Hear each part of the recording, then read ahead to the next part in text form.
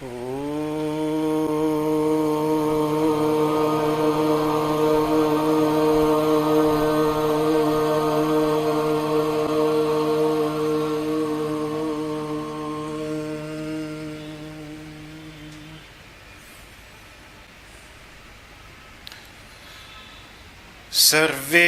bhavantu sukhinah, sarve santu niramayaah, sarve bhadrani pashyantu, ma kaschid dukkha bhag bhavet. Om Shantihi, Shantihi, Shantihi.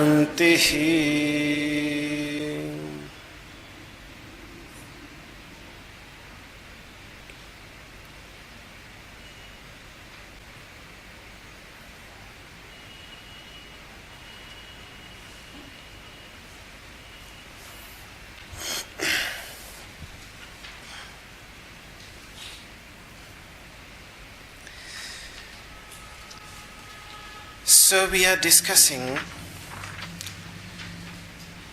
a 1200-year-old small text known as Manisha Panchakam. Manisha means firm conviction. Manisha means higher understanding. Pancha means 5. And Panchaka means a collection of 5 verses. So if you leave aside the first 2 verses, the verses on the other side, spoken by Śaṅkarācārya, are 5 in number. And they contain, each one of them contains, as the last words, Ityesha Manisha Mama. This is my firm conviction, or this is my higher understanding. Each verse, and that is why, because he speaks of his inner conviction,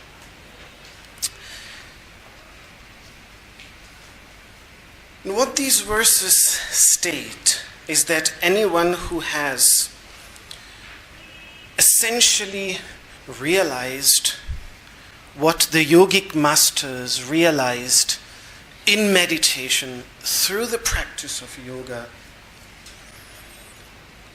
by cleaning the internal instruments, the mind, the intellect, the sense of I and one's memories through the practice of yoga.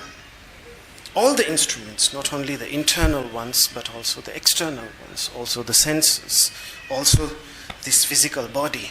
That is the whole idea of the 8-limbed path of yoga. Purification on every level, on every layer.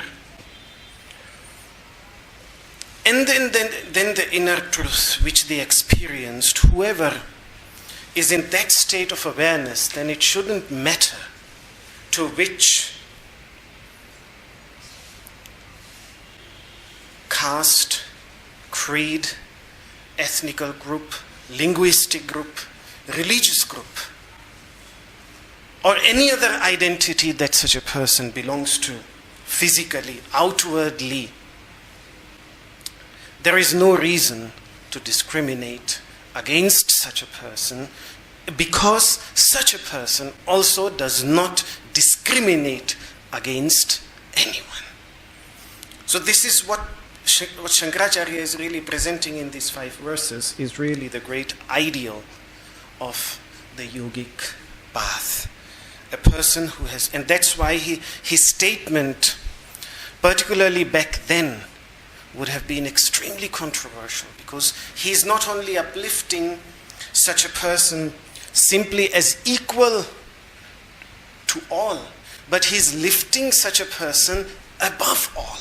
So he's lifting the lowest of the low person of the society to the highest possible position of society and in religion. For example, if you look at his last verse, he says that such a person should be worshipped even by the gods that are worshipped by the whole society. Such a person should even be, he becomes even above them, beyond them. That is how high he is lifting such a person. And the fact that he is lifting such a person to the level of guru was in its own right already quite controversial, at least in his time, when everybody else, to my knowledge, there is no other tradition to my knowledge who would agree with this, because even those traditions who were open to all castes and creeds, I wouldn't know if they would agree to uplift such a person to the level of a teacher, a master. I don't know. Back then, I doubt that any tradition would do that. And yet, here he is doing it. So, he's lifting such a person, because ultimately what he says is that, what he realizes is that Guru is someone who helps us to overcome darkness. Gu means, this word Guru,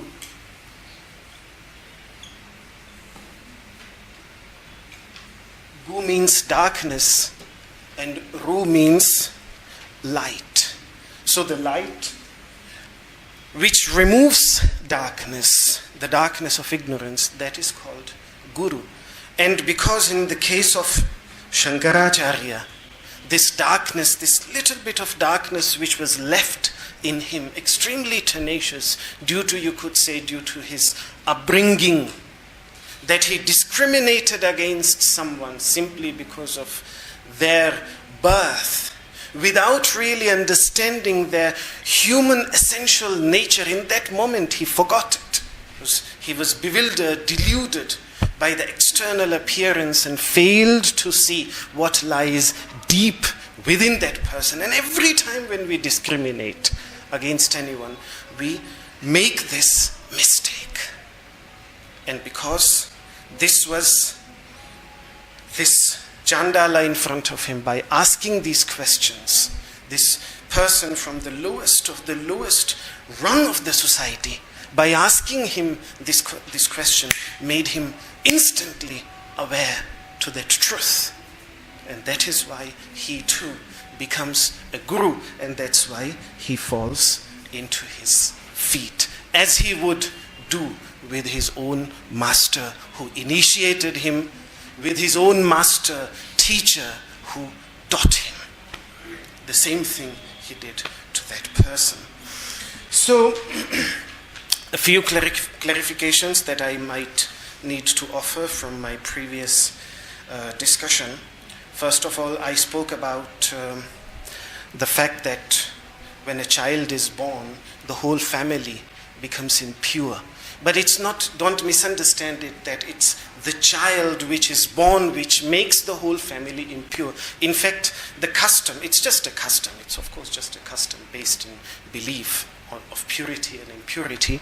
But even if you look carefully at the custom, then even after the child is born, until the navel is not cut, the whole family is still considered pure. It's only after the navel is cut and the child and the mother, they are totally physically separated. It is in that moment then that the whole family becomes impure. Now what that means, we can interpret it in our way, but the point that I was trying to make, that it's not the child which makes the family impure. In fact, this is one thing that I wanted to clarify, so that we don't misunderstand that the child, which is in fact the purest of the pure, because it comes like a drop from heaven that has fallen onto this earth, completely clean, completely pure. It is we eventually then who, if there is any impurity that arises within a human being, then it's the society, this world, that brings that impurity. Otherwise, a child is supremely clean, supremely pure. And that ideal of the child is the greatest ideal for the yogins. In fact, Subalo Upanishad, there are several Upanishads by the masters, to become like a beautiful child. There is even a saying in the Upanishads, Pandityam Nirvidya, after you have cultivated all scholarship, all knowledge, Balyena Tishthasit, one should become like a child, innocent, pure, pure-hearted, like a child. So, on every level, a child is an ideal of a yogin. So, but in a cultural context, that is how in India purity and impurity is practiced, and then all the rituals of purity are performed.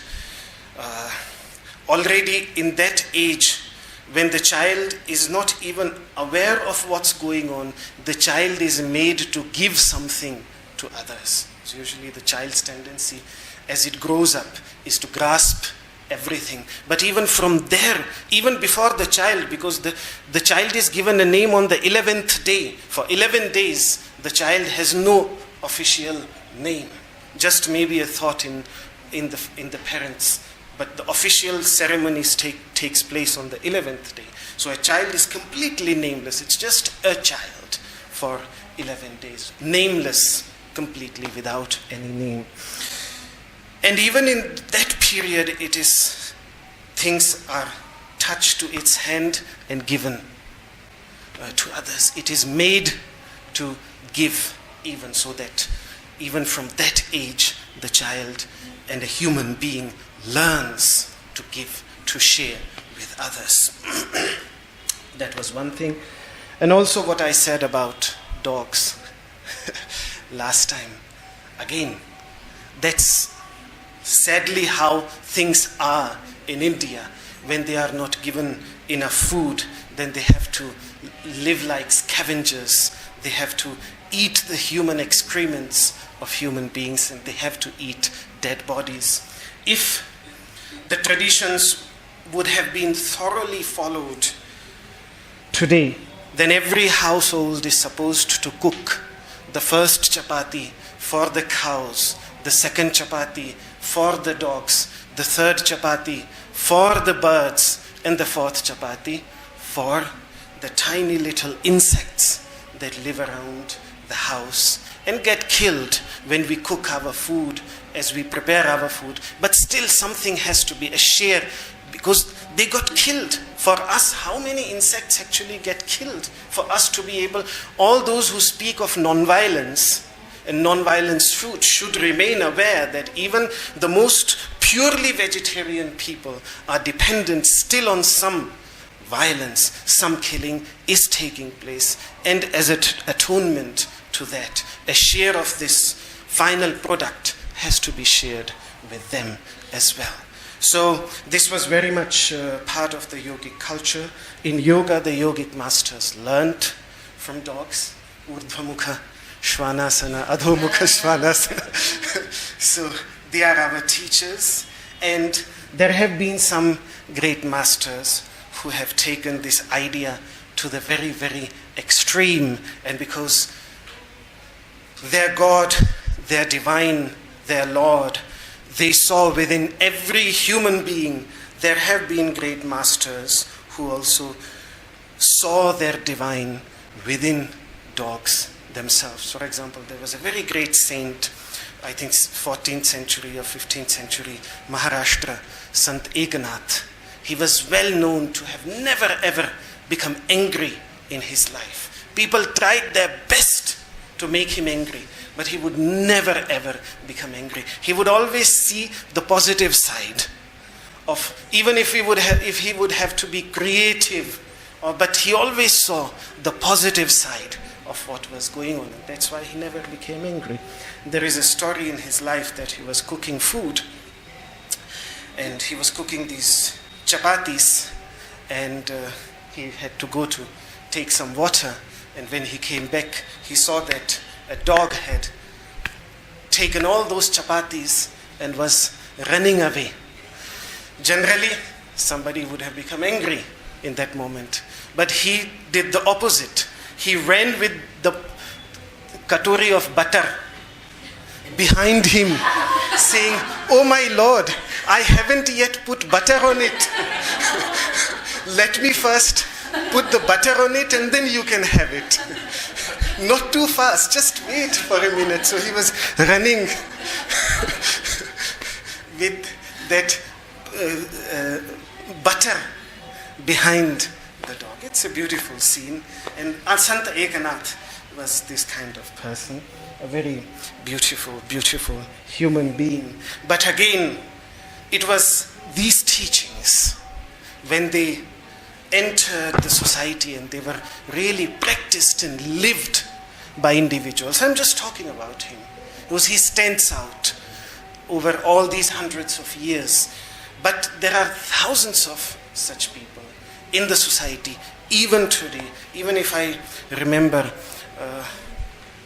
my own uncle, my father's elder brother, he now left his body, he passed away. And he had not studied all this, but he was just a very, very knowledgeable and a wise person.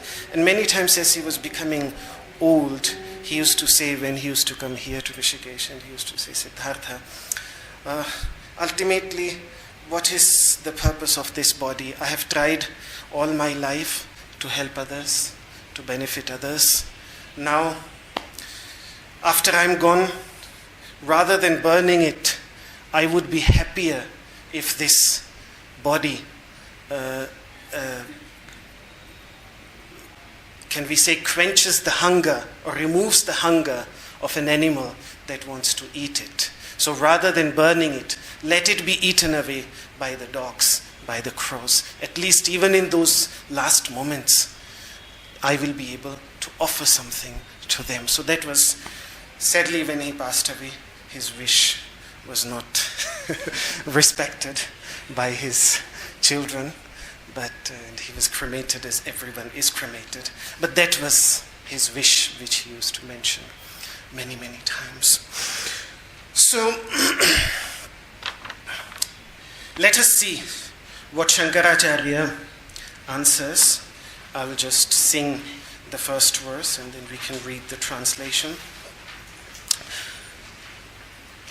Jagrat swapna sushuptishu sphutadara ya samvedujrimbhate ya brahmadi pipilikanta tanushu prota jagat sakshini saivaham na cha drishyavastviti dridha prajnapi yasyasti chet Chandalostu satudvijostu gururityesha Manisha mama.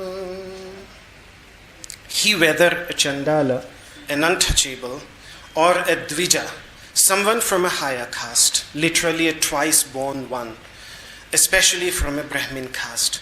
What this twice-born one, just quickly explain what it means is that we all are born once, and those who studied the Vedas, who received their education before they went to study the Vedas, they used to, the whole ritual was to give them a new birth in their teacher's home, where the teacher was seen as the father, and this was done at the age of 5 and 6, where the teacher was considered the new father, and the Gayatri mantra, the mantra which then he would have to make japa of, recite every day at least 108 times for the rest of his life.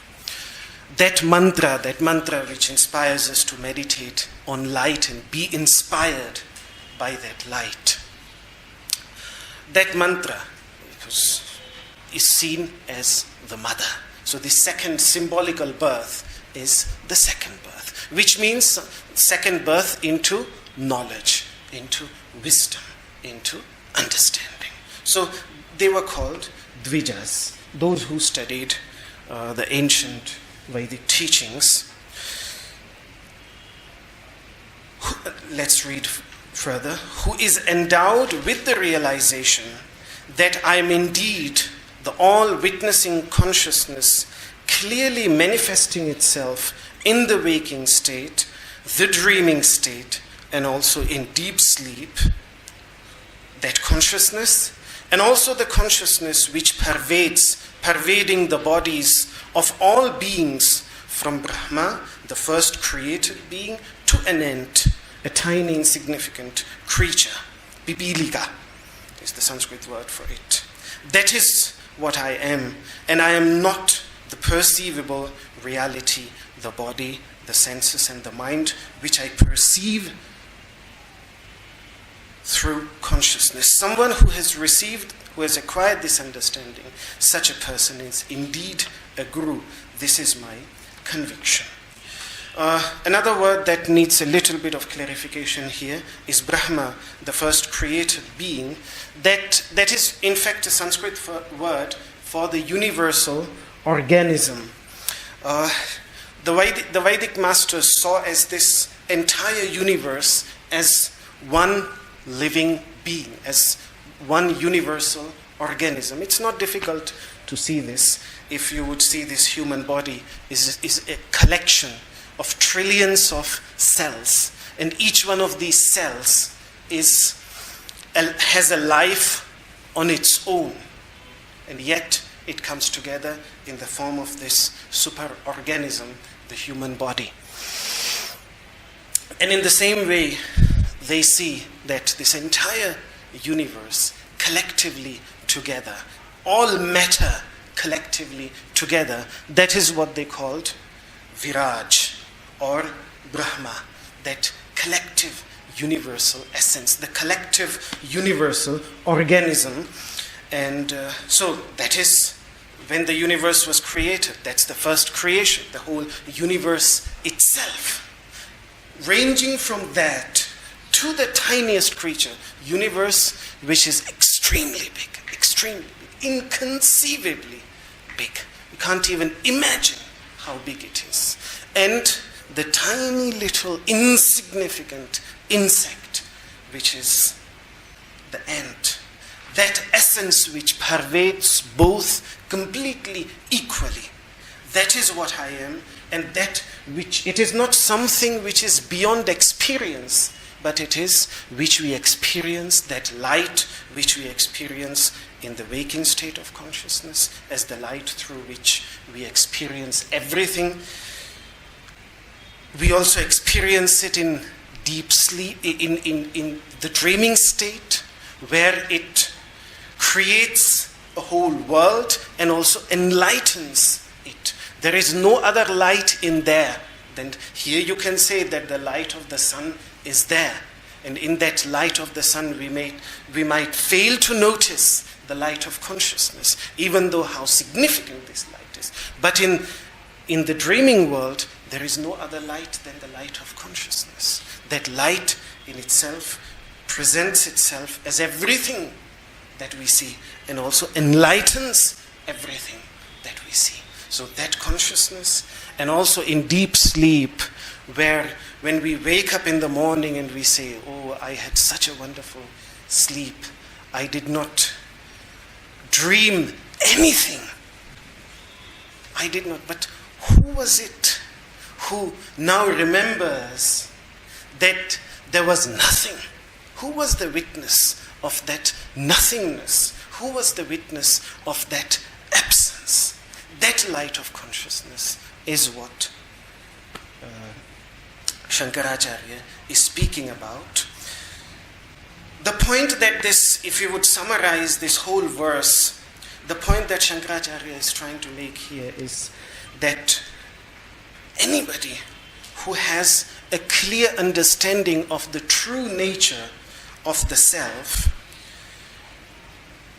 as it is distinct from all the different temporary layers that have accumulated themselves over this consciousness, whether it is the physical layer with which we identify, I am this physical body, or the layer of my breath, When I say that I'm breathing, I identify with this layer. Then there is the layer of the senses. When I say that I'm seeing, I'm touching, I'm grasping, I'm going, I'm tasting, I'm hearing, then I identify myself with my senses. Then there is the layer of the mind, in which these endless thoughts arise, and I say, I'm confused. When I identify with all these thoughts and emotions and feelings that come to me, I don't say that anger has come to me. I say that I'm angry, extremely angry. I identify with that anger. That is identifying with that momentary. That too is a momentary layer. That anger too is a momentary emotion. And yet I allow that to define myself. And in the same way, I am a very great scholar, a great teacher, identifying with all acquired knowledge and information. By identifying with that, that's identification with the layer of intelligence, with the layer of intellect.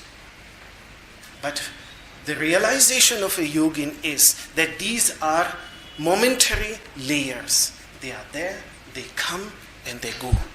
They don't define my true nature. If I want to experience my pure essence, I have to look at myself as I am beyond these, beyond my body, beyond my breath, beyond my thoughts and ideas and emotions and momentary whims, beyond the knowledge, even the highest knowledge that I acquire. Even beyond that, that is how I have to experience myself. And that's why this last sentence, that I am not that which I can see, anything that I can see. I can see means experience, anything that I can experience. My thoughts, my knowledge, my emotions, my feelings, my memories, they are mine.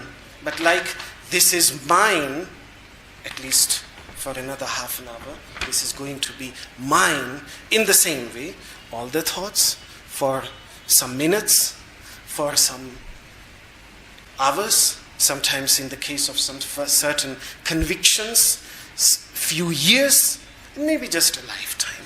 But what is the lifetime? Beyond that, everything is destroyed. But is there anything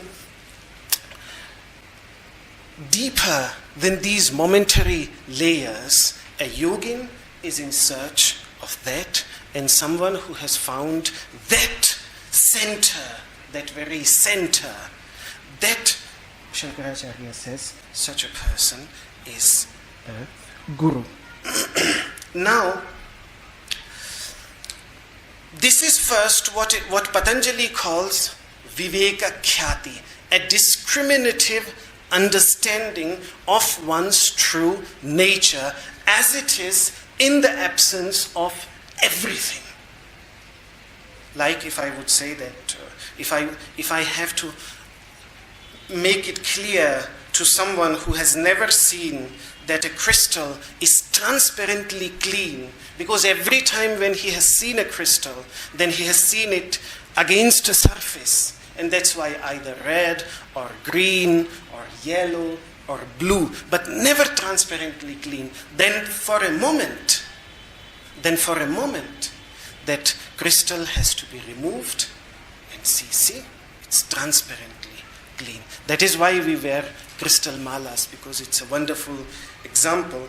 Someone, I think it's in, I just come across recently a beautiful passage quoted by a master who says that this mala of crystal reminds us that we are like this crystal. Even when we come in contact with a colored surface, in reality, we remain transparently clean. Even in those moments when the crystal is together with a colored surface and seems blue, seems red, it only does it so apparently, not in reality. This is then the second level of realization. So first, what Patanjali says, Viveka Khyati, a very clear, discriminative understanding. And that's why Patanjali speaks always about the seer, the seer, the seer, versus the seen. What you see is not the seer. The seer is that which sees. So the moment you can see something, the moment you can see your thoughts, don't get lost in your thoughts. Come back to the seer. The moment you are lost in your convictions, don't get lost in your convictions. Come back to your seer. Come back to the seer. Every time coming back to the seer. But then there is another second level to that. Even that seer. What is a seer? A seer requires something to be seen. If there is nothing to be seen, then where is your seer? Seer means someone who sees. And if there is nothing to be seen, then where is the seer? At least if a woman, when she goes to her office, she is a manager. Because she manages the office. So she is a manager. But when she comes back, she's no more a manager. She's just a person that she's at home. She's not, I should say rather the husband, who is a big manager of a big company, at home, he's no more the manager. Here the manager.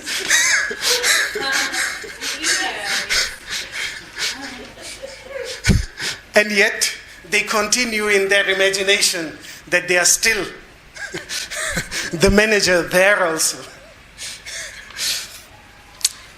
But even what Vedanta says, the point is that even this description as the seer is a conditioned description. When you have nothing left to be seen, then you can't describe it as the seer. Then the seer vanishes.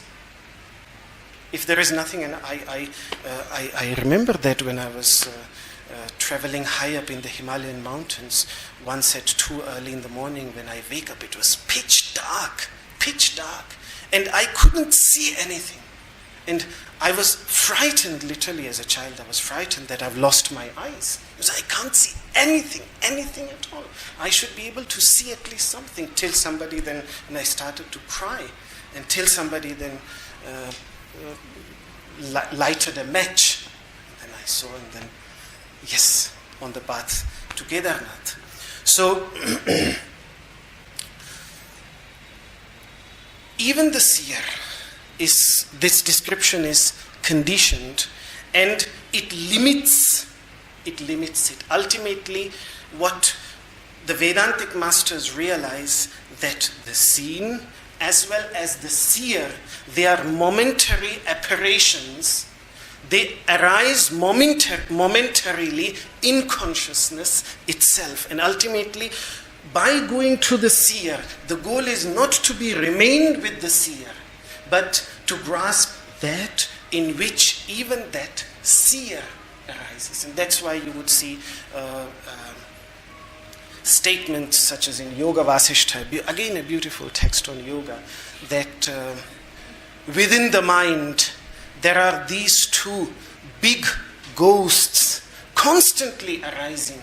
One is the ghost of the seer, because even that sense of I which we feel when we look at the world, that inner center, even that, the yogic masters say, even that is an apparition, even that is an imagination. And the second ghost is anyway constantly arising, which is this experience of the world. And in the light of knowledge, because there was this belief in the ancient world that the moment the sun rises, all ghosts disappear. So when the light of knowledge arises, then these big, extremely big ghosts, in fact the ghost of ego is bigger than the ghost of the perceived world within us. That's the most important ghost. But both of them completely vanish. And what remains then is just that consciousness, that infinite consciousness which has supported both. And that's why I'm amazed that somebody whoever brought this to me today. Thank you very much. And because it symbolizes that the seer and the seen and the process of seeing, all these three, they are in fact supported by the same stem, which is the stem of consciousness. So if Patanjali is attracting us to the seer, by constantly, even when he defines yoga, then the seer is established in its true nature, which means that he comes down to the very stem which is supporting both. Also the seen and the process of seeing as well as the seer. But it is the very supportive consciousness, the fundamental consciousness, which underlies both of them. And that's why later on then, he does not, in the second chapter, he doesn't use the word seer, but he uses the word the potential of seeing. That he uses the word. Or just seeing only. I mean, in language it becomes very difficult to express it, but he stops calling it the seer, the one, that sense of agency that he is seeing, that vanishes from Patanjali's terminology, particularly in the second chapter. Okay. So on this level of realization, on the second level of realization, so first of all, the yogin experiences himself. He comes back, he excludes everything, he shuts out everything to experience this seer, so that he can reach the very stem, only to realize that everything else is also supported by the same stem. And that is why it is the same stem which has divided itself into all these different forms. So that is why this is used to worship Lord Shiva on Shivaratri, because it reminds us of this deeper truth of the yogic teachings. So when this realization comes, then you realize that everything is just a manifestation of that same consciousness, and then the approach becomes all-inclusive. Sometimes the process of yoga seems very all-exclusive, exclusion of everything. But just to go deeper within oneself, to experience pure light, as it would be, pure light. For us, it is even very difficult to understand the notion, even in the context of physical light. This pure physical light, when it doesn't come in contact with anything to be enlightened, it doesn't even look anymore like light. It looks more like darkness than light. Because light in itself is not visible to our eyes. This is a detailed discussion for which we have not time, but it's a fascinating discussion, because everything that we then understand about light can beautifully be used also to understand this inner light of consciousness. Okay. So now this second verse, it quintessentially presents that understanding, that all-inclusive. The first one was an exclusive understanding, but the second one is about an all-inclusive understanding, which is then the second level. So let me recite this second verse. Brahmaivahamidam jagatcha sakalam chinmatra vistaritam sarvam chaitad vidyaya trigunaya sesham maya kalpitam itham yasya dridhamati sukhatare nitye pare nirmale chandalostu satudvijostu gururityesha manisha mama. When he whether a Chandala or a Dvija, now we know what they mean, who has acquired such firm realization.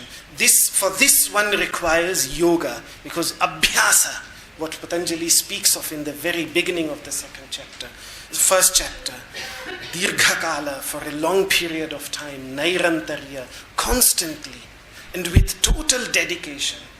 When we cultivate something, then it becomes our very nature. So when such firm realization of the Supreme Eternal and Pristine One arises, then he says, I and this entire creation, which is expanded in consciousness alone. This is a beautiful expression. I don't know if I have rendered it correctly into English. That, like, the entire creation is laid out in space. What he's speaking about is that space of consciousness in which the entire creation is laid out, is expanded within that consciousness. I, this limited ego, and this entire creation, both are indeed the all-witnessing consciousness. Also, something that I forgot to mention here is that in this context, because it's a poetic rendering, feminine gender words have been used for Brahman, which usually the Upanishads use the word, use neuter terms to keep it very neutral.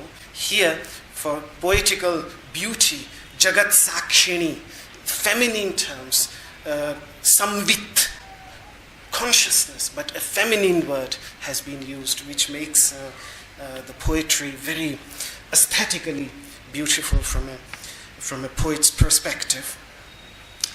And all this creation, along with God, which means Isha, Ishvara, the creator, the ruler that religions speak of, has been imagined by me, by this pure consciousness, out of ignorance, or we can say with the help of ignorance, containing the three qualities. This is a radical statement, particularly and that's why I say that at least when it comes to Advaita Vedanta and yoga, they should not be called a religious teaching, at least in the narrow sense of the word in which we use it today.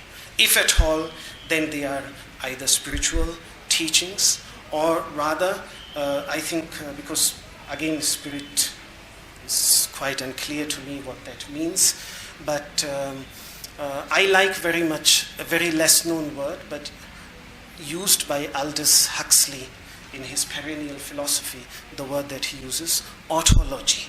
Autology, which means knowledge, science of autos. Autos is the same Greek word for Atman, the self, the pure nature of the self. So I like that word more. If at all, then yoga and Advaita should be seen as a teaching of that. From where is Śaṅkarācārya's statement such as this is rooted? The point is, I think, just to keep it very easy, a simple example that can be given. Somebody is dreaming, somebody is asleep, and he's dreaming, and in that moment he is one character within the dream world, and that character is his own creation. And yet, how would a teacher in the dream world speak to that character about its creator? Now just summarize and think about this. The more you think about this, the more we realize that all our notions of a creator, of a ruler, of an organizer are in the same way. The point is that as long as a person is asleep, we are even incapable of truly understanding what God is, truly understanding of what a creator is. The point is, for that we have to. So everything that dream character would understand in the dream would be completely different, because how can he imagine that everything has been created by him? But deep down, what is that dream character?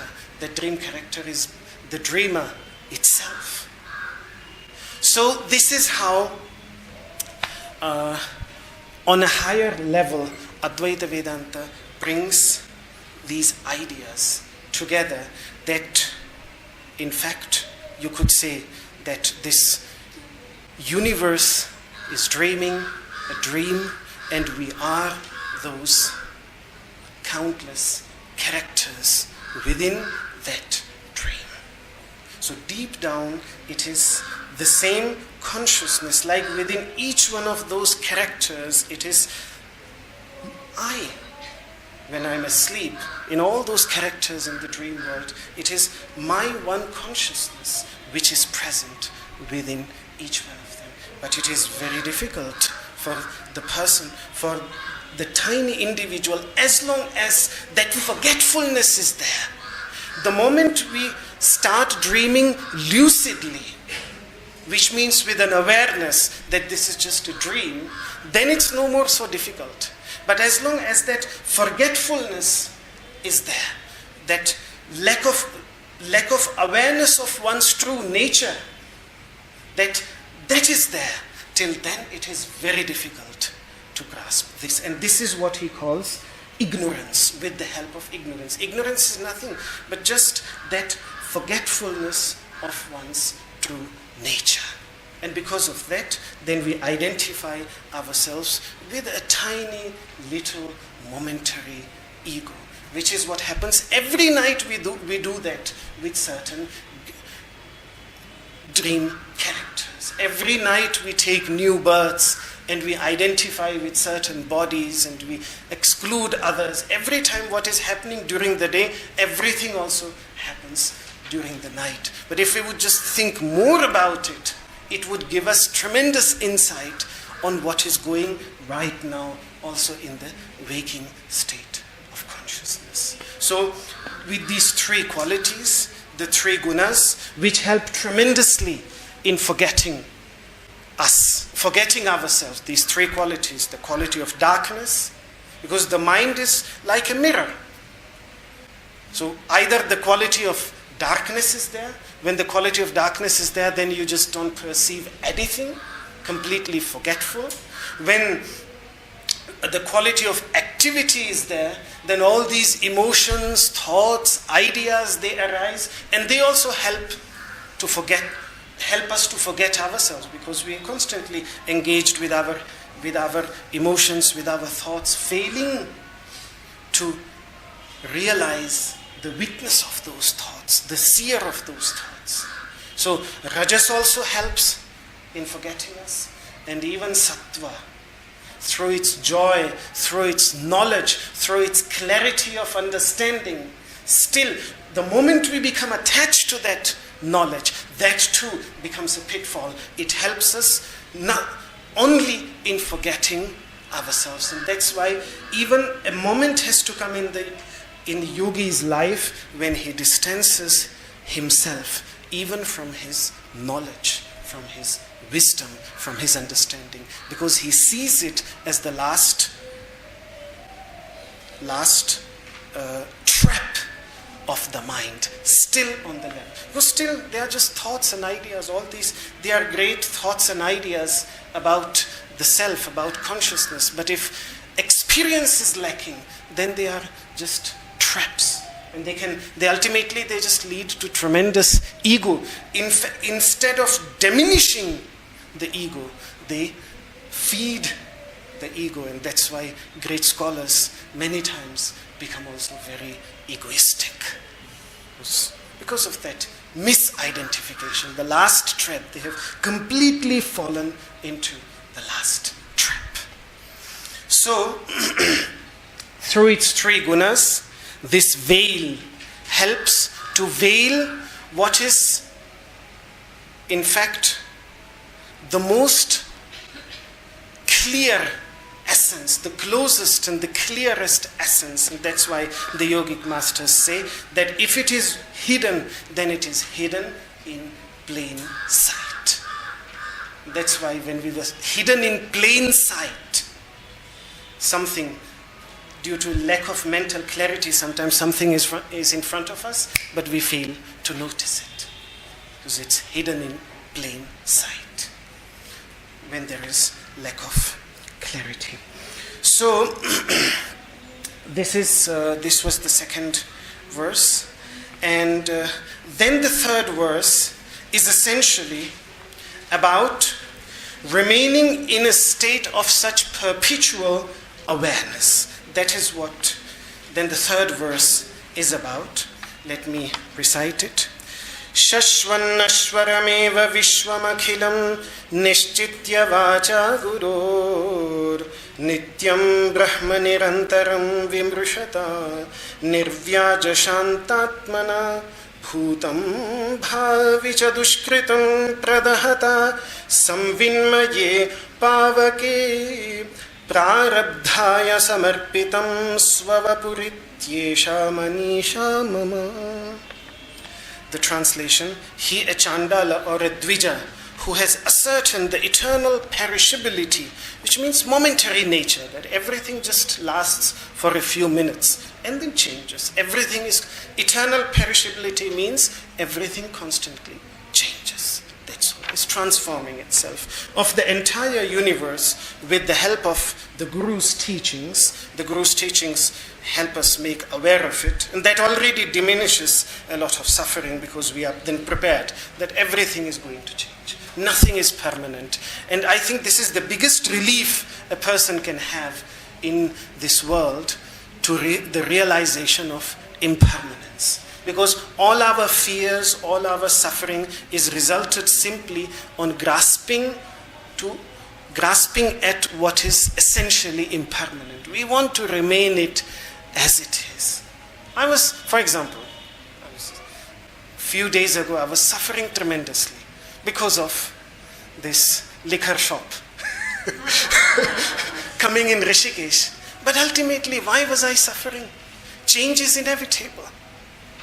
Change is inevitable.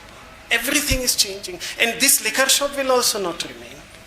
Ultimately, it will go back. Or something else will come. No idea. I have no idea. But change, the point is change is inevitable. So if ultimately I can't do anything about it, then at least I have to find my peace and continue with my positivity. Because if I get engaged too much with negativity, then first of all it was the negativity of the liquor shop, and then it was the negativity of yoga. Because yoga itself has also become, there is so much problems have come into yoga itself. And then ultimately, we have to be focused on the positive and do the best under the circumstances in whatever is given to us. So, but that's what happens when you want to cling on something, on the status quo, then you suffer. And so perishability always meditates on the inseparable, non-dual Brahman, pure consciousness. Brahman is just another word for all witnessing pure consciousness, with a heart which means this whole mental emotional apparatus within, through which we perceive the world, that has become peaceful and free from deceit. Not meditating like a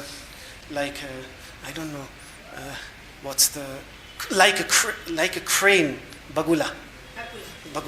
You know, there are these white cranes, white birds, standing in the Ganga river in shallow water on one leg, like a yogi in Vrikshasana, you know, on one leg. And then the moment the fish comes, the whole focus is completely on the fish. So not that kind of meditation. That is what free from deceit means. Not meditating to find the fishes. He who has surrendered his body to prarabdha, subtle impressions of deeds that have commanded to produce their results, it is understood, in the understanding of yoga, Patanjali gives this detailed discussion. It's a very detailed discussion, and it is related to the idea of karma, that all our experiences in the present moment are deeply rooted in subtle impressions of our past deeds, because they define our state of mind. Our conscious mind is just the tip of an iceberg. They are like the actual iceberg which is hidden below the surface, and they define what we experience, what we choose to experience. And so those subtle impressions, that he has surrendered his body, that okay, those subtle impressions have given rise to this body, and that's why this body has to continue till the moment of death. So it's like the example that the masters give, that the potter's wheel, even when you remove they used to have a stick with which you rotate the potter's wheel, and then you make a pot out of it. So even after you remove the stick, as long as the momentum is there, the potter's wheel will stay. So the momentum is there in this body now. So the point is not that after this realization, the potter's wheel will continue like this, even if the stick has been removed, which was the impulse. Even if the impulse has been removed, still the potter's wheel will continue for a while. Until it continues, wonderful. And at some point, it will fall on one side. That's all. And that is how the process of life and death is seen by the masters. Now this body is in a certain momentum. As long as this momentum is there, this body will continue. And when it doesn't continue, then it will topple on one side. That's it. So that's how simple it is. But this enables every thought. The most important point to take from this is that every thought, word, and deed in such a person's life is then inspired by this constant awareness. This is what underlies ahimsa, non-violence, the fundamental principle which Patanjali speaks of in the very beginning as the yama, that principle of non-violence, the absence of any desire of inflicting any suffering on any other being. Now, ahimsa is a negative description. Then Patanjali gives positive ones.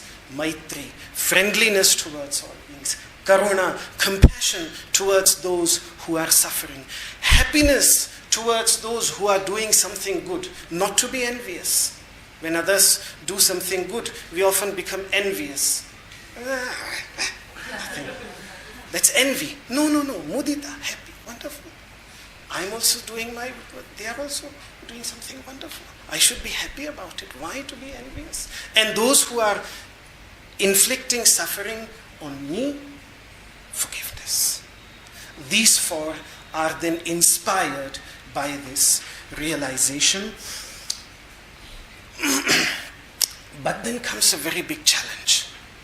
What when anger arises? Because when it arises, it's emotions. We have no control over our emotions. When they arise because we are deeply conditioned to react in that way. Then anger arises, it arises. It's just there. Let's be realistic. It's there. That's it. Then what? How to remain aware of the truth even in those moments. For that he gives a wonderful example in the fourth one. Let me recite it. Yatiryang naradevataabhirahamityantah sphuta grishyate yadbhasa hridayaksha deha vishaya bhanti svato chetana tam bhasyaihi pihitakka mandala nibham spurtim sada bhavayan yogi nirvritamanaso hi gururityesha Manisha mama. All animals, humans, and even gods, if there are any, then they must have a sense of I. And what is that sense of I? They all of us clearly experience this all-witnessing consciousness within themselves as I. The problem is only that it is hidden. That's what he's pointing out. It is the light by which the heart, the senses, the body, and the sense objects, which are unconscious on their own, are enlightened, which means they are made conscious and become known. It is this light that I'm talking about. A joyful yogin. The Sanskrit word is nirvrita manasa. Someone who is, that's why, in a perpetual state of happiness. Also that happiness has come on the level of the mind. Always tremendously happy. A joyful yogin, whether he is a Chandala or a Dvija, who always meditates on this consciousness. Now comes the beautiful example. Which is veiled by the objects, enlightened by it. Like the orb of the sun that is veiled by the clouds, enlightened by it. This is an amazing example. I would have never ever thought of this example before. Because, you see, on a cloudy day, you say that there is no sun. Oh, today the sun is not out. Today there is no sun. But what is covering that sun? The clouds. And how do you see those clouds?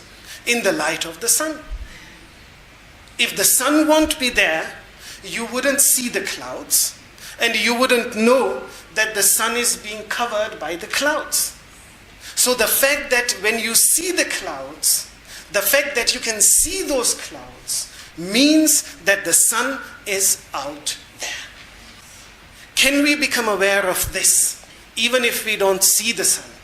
The fact that we can see the covering clouds means that the sun is there. The same challenge is there when these emotions arise. Yes, they cover us, they confuse us, they make us forget ourselves. But can we in those moments also become aware of the consciousness which enlightens those emotions, without which those emotions would have no meaning, would have no existence? Those emotions, they are enlightened by the light which they cover. Sometimes the master gives another example of smoke. Smoke covers the fire which produces it. Smoke is produced by the fire, but it also covers it. So different examples can be given. But this is a beautiful example. And as a practical practitioner, when these emotions, strong emotions, arise and make us forget our true nature, to remind ourselves that yes, this example, it's an amazing example here which he gives.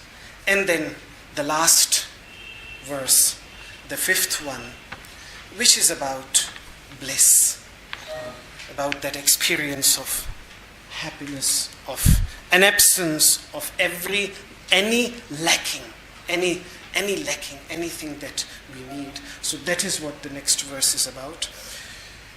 Yat saukhyam buddhilesha leshata ime shakradayo nirvritah yat chitte nidaram prashanta kalane labdhva munir nirvritah yasmin nitya sukham budhau galita dhir brahmaiva na brahmavit yah kaschit sasurendra vandita pado nunam Manīṣā mama.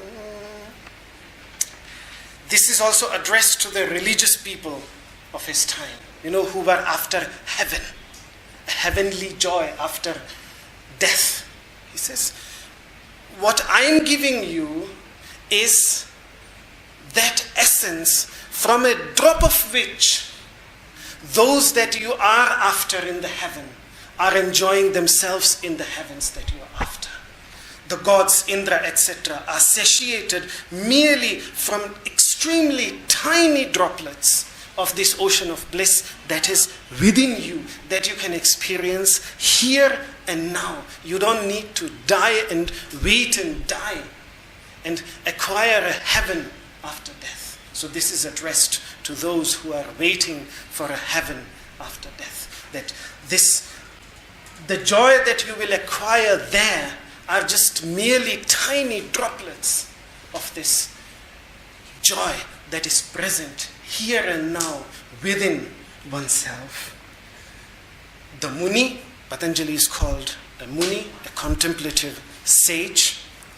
The Muni who finds it in a peaceful, settled heart. That is all what yoga is about.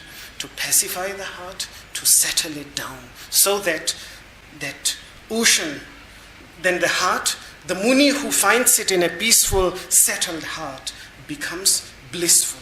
Whoever's mind melts or merges into this ocean of eternal bliss, whether a Chandala or a Dvija, his feet are worshipped even by the King of gods, by the King of heaven, because he indeed is Brahman and no more a mere knower of Brahman.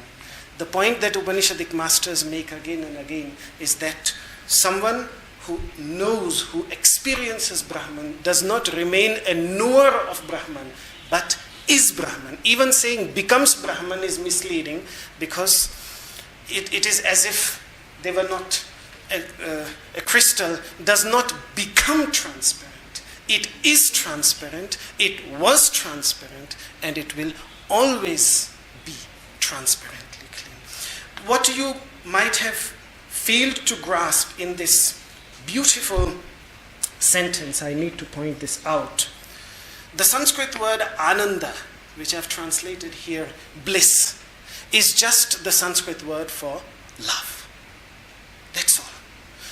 But the point that Advaita Vedantic masters prefer not to use the Sanskrit word for love in this context, because in love still there are two.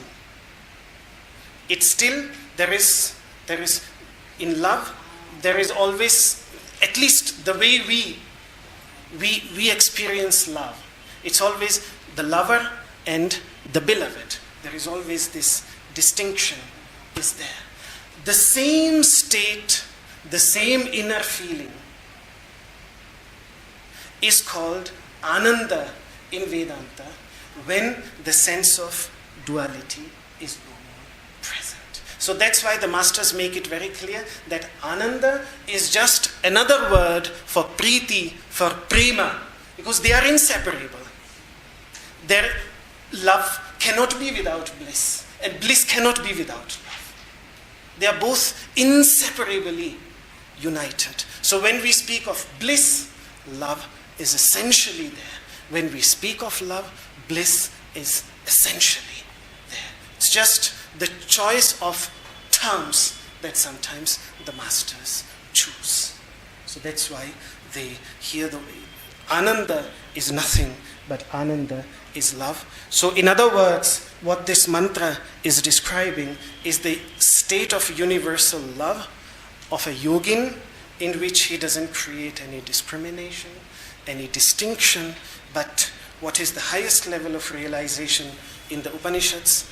They belong to me and they belong to others. They are mine and they are others. Such are the considerations of those who have still not purified their hearts, those who have opened up their hearts. For them, the whole earth becomes like one family.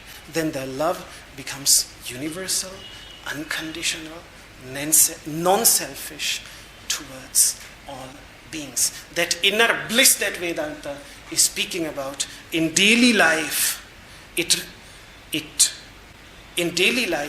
is experienced as that universal, non-selfish, unconditional would be the correct word, unconditional love towards all beings that we find in the lives of all the great saints, sages, yogis, masters, which is the ultimate goal for the yogic masters. So this was the view of Śaṅkarācārya, sort of really presenting the quintessence of the very quintessence of the Upanishadic teachings according to his understanding.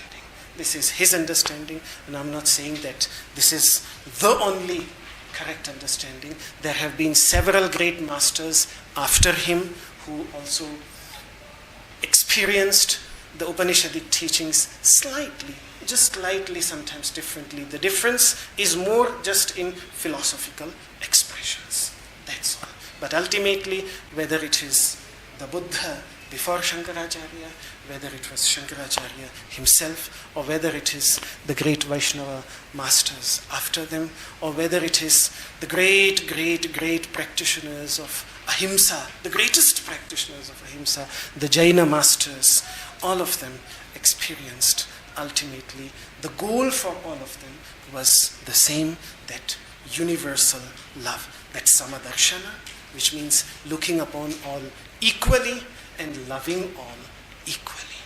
So this is the ultimately, in one word, universal love would be the ultimate goal of all yogic practices. Everything else is just a means, an instrument to achieve that state. So, with this, we conclude this Manisha Panchakam with the very natural prayer that would be inspired by such universal love.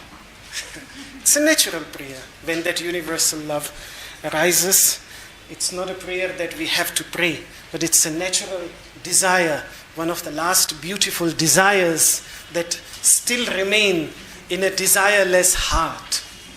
This is that desire which, let us conclude with that. If there are any questions, you are still most welcome to ask me. I will be here for another few moments. Anything. This could have been a very detailed discussion which could have gone for days and days together, but I just pointed out the most important aspects being pointed at in these verses, just to present also the quintessence of the quintessence. So let us conclude with this.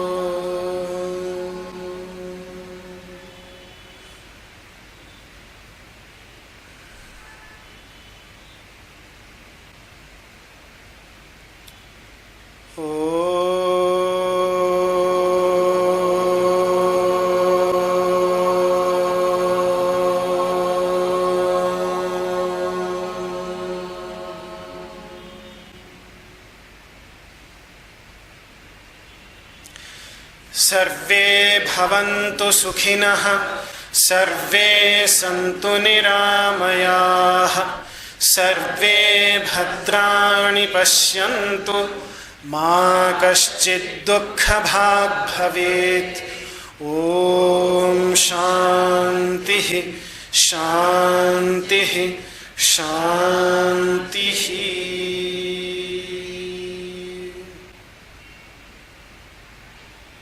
My humble salutations to you. Thank you very much.